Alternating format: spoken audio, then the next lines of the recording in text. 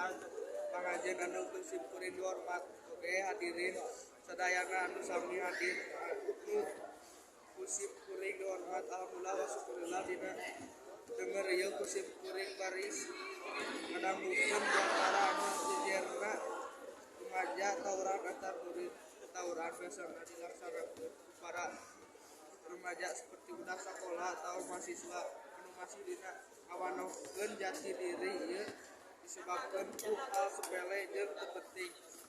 Dina tawuran mangrupakeun ciri lalaki anu hoyong ngerup kekuatan sareng kajaatan.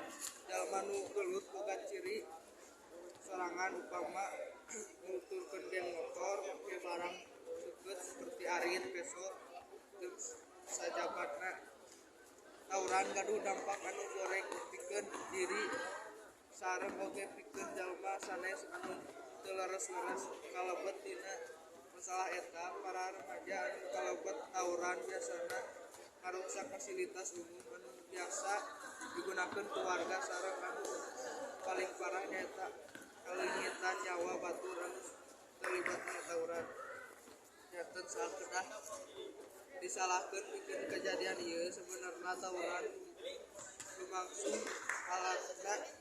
alatan pergaulan goreng anu aya di sabudeureun eta jalma sajalma di eta peran kolot jeung guru dina ngarjakeun ajeun moral oge boga peran penting dina ieu kejadian.